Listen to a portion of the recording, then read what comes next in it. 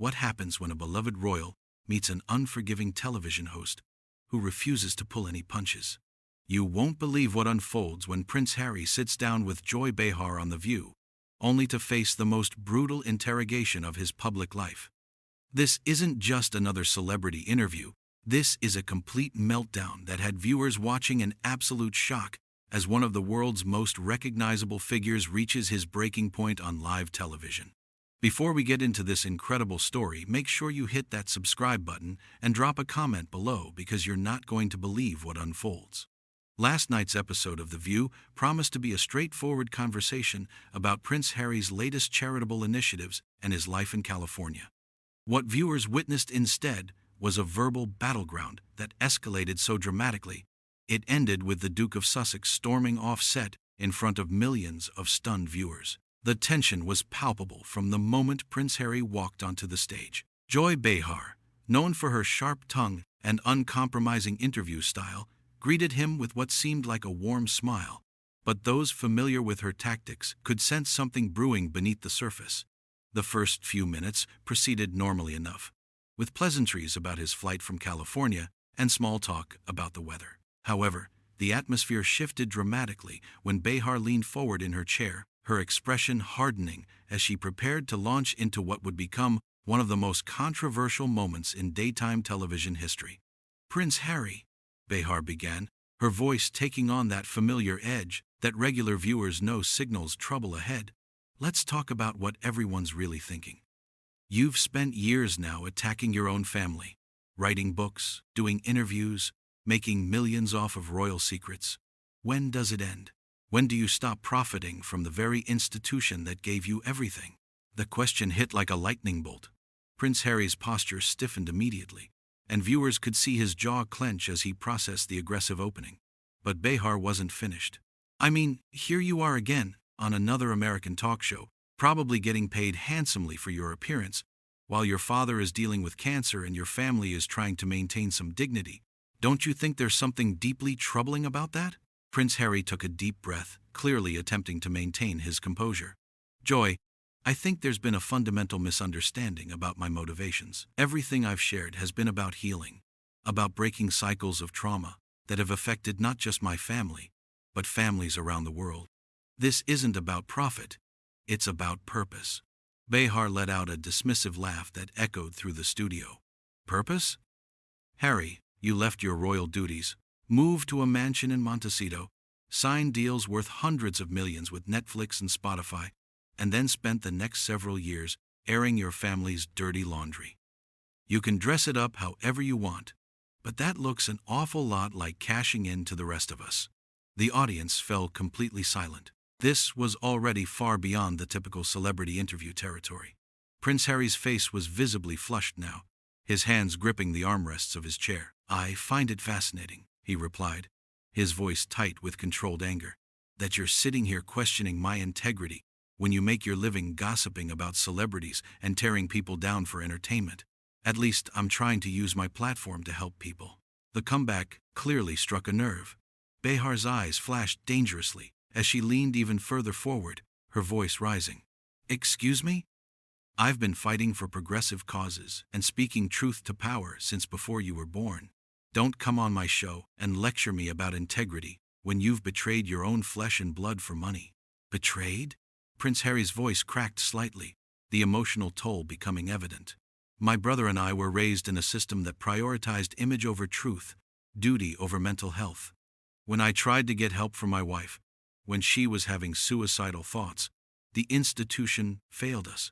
The same institution you seem so eager to defend." Behar wasn't backing down. If anything, the mention of Meghan seemed to fuel her fire. "Oh, here we go with the victim narrative again. Meghan this, Meghan that. You know what, Harry? Millions of people deal with mental health issues without having to destroy their families and move across the world. Maybe the problem isn't the institution, maybe the problem is you." The studio audience gasped audibly. Several viewers later described the moment as feeling like watching a car crash in slow motion. Prince Harry's face went pale, then red, his breathing becoming visibly shallow. "How dare you?" he said quietly, but his words carried through the microphone with devastating clarity. How dare you sit there and minimize my wife's pain, my pain, our children's future? You don't know what it's like to have photographers chase your family, to have lies printed about your wife in newspapers, to feel completely helpless, while the people who are supposed to protect you do nothing. Behar showed no signs of sympathy. I know what it's like to work for a living, Harry. I know what it's like to not be born into unimaginable privilege and still find a way to make a difference in the world. What I don't understand is how someone can be given every advantage in life and still find a way to play the victim. The exchange was spiraling completely out of control now. Prince Harry stood up abruptly, his chair scraping against the floor with a harsh sound that cut through the tension. "This is exactly what I'm talking about," he said, his voice shaking with emotion. "This is exactly the kind of toxic environment that drove us away. You invite me here under the pretense of having a conversation, and instead you ambush me with personal attacks and completely ignore the real issues we're trying to address." Behar stood up as well, matching his energy. "The real issue, Harry, is that you can't handle being held accountable for your choices. You want to be treated like a victim and a hero at the same time.